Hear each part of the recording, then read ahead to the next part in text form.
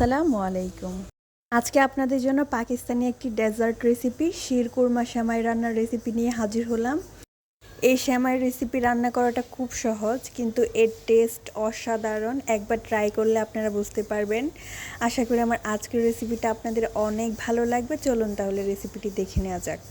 রেসিপিটি রান্না করার জন্য প্রথমে আমি এখানে 1 লিটার পরিমাণ দুধ নিয়ে নিয়েছি। দুধটা যখন বলক উঠতে শুরু করবে তখন এর মধ্যে দিয়ে দিব হাফ কাপ পরিমাণ চিনি আর সামান্য পরিমাণে লবণ।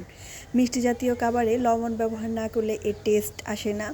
এবার দিয়ে দিব এর মধ্যে 1/3 কাপ পরিমাণ গুঁড়া দুধ। এটা চাইলে আপনারা স্কিপ করতে পারেন, তবে গুঁড়া দুধটা ব্যবহার করলে দুধটা অনেকটাই ঘন হয়ে আসে।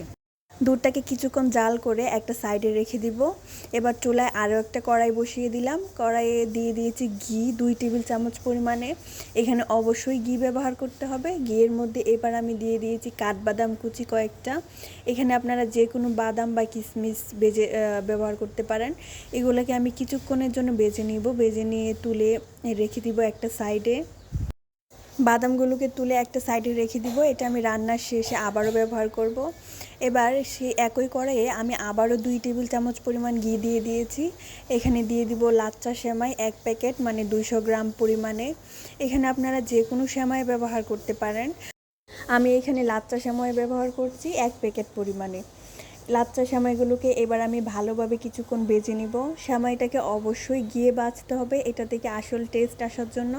এখানে কিন্তু তেলে ভাজলে হবে না। সেমাইটা কিছুক্ষণ ভাজতে যখন এর কালারটা অনেকটাই চেঞ্জ হয়ে আসবে এবং এটা থেকে একটা অ্যারোমা বের হতে শুরু করবে, তখন বুঝতে হবে এটা হয়ে গিয়েছে।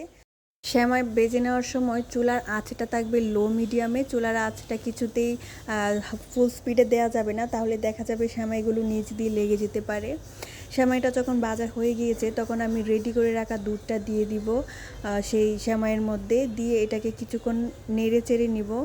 দিয়ে দিব ভেজে রাখা বাদামগুলো। দিয়ে চুলার আঁচটাকে আমি বন্ধ করে নিব।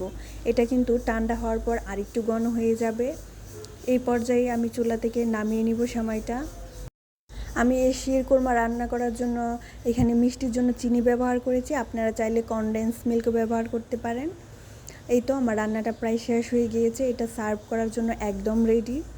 আশা করি আমার আজকের রেসিপিটি আপনাদের অনেক ভালো লেগেছে। যদি ভালো লেগে থাকে লাইক, কমেন্ট, শেয়ার করে পাশে থাকবেন। ইউটিউব থেকে দেখে থাকলে অবশ্যই সাবস্ক্রাইব করবেন।